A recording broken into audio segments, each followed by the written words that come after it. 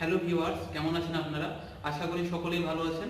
আজকের টিউটোরিয়ালে আমরা আলোচনা করব কিভাবে এমএস এক্সেলের সাহায্যে আপনি সহজেই মার্কশিট তৈরি করতে পারবেন। ভিডিওতে যাওয়ার আগে আপনাদের কাছে অনুরোধ, আপনি যদি চ্যানেলে নতুন হয়ে থাকেন তাহলে চ্যানেলটিকে অবশ্যই সাবস্ক্রাইব করবেন এবং পাশের নোটিফিকেশন বেল আইকনে ক্লিক করে রাখবেন পরবর্তী ভিডিওর নোটিফিকেশনকে পাওয়ার জন্য।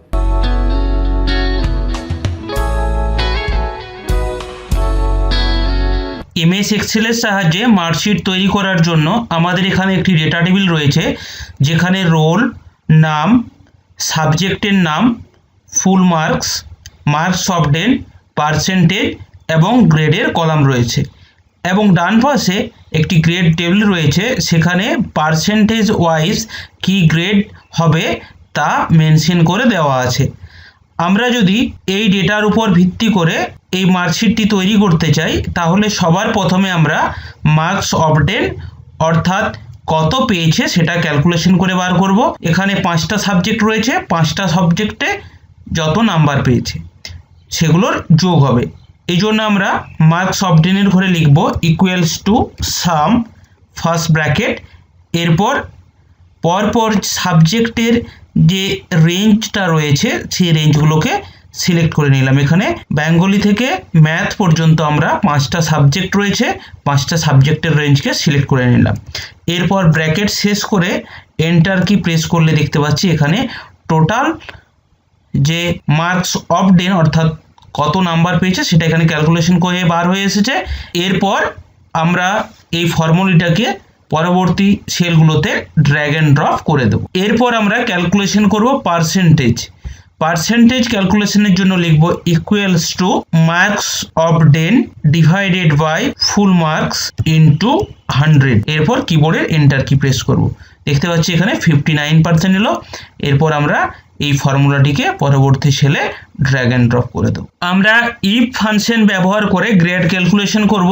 এই জন্য আমরা লিখব equals two if first bracket, এখানে ফার্স্ট ক্রাইটেরিয়া রয়েছে গ্রেটার দেন ইকুয়ালস টু যদি 90 হয় তাহলে হবে ডবলে, তাহলে percentage greater than equals two 90 কমা দিয়ে ডবল কোটেশনের মধ্যে লিখলাম ডবলে, যেহেতু ডবল এটা টেক্সট ভ্যালু, কোটেশন শেষ, তারপরে আবার কমা।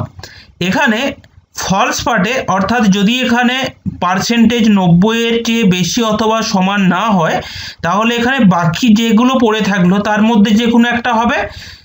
সেই জন্য আমরা আবার লিখব if first bracket percentage greater than equals two 70 কমা দিয়ে ডবল কোটেশনের মধ্যে এ প্লাস ডবল কোটেশন শেষ কমা, আবার if first bracket percentage greater than equals to 60 comma দিয়ে ডবল কোটেশনের মধ্যে এ ডবল কোটেশন শেষ comma, if first bracket percentage greater than equals to 50 comma double কোটেশনের মধ্যে বি প্লাস ডবল কোটেশন শেষ comma, if first bracket percentage greater than equals to 40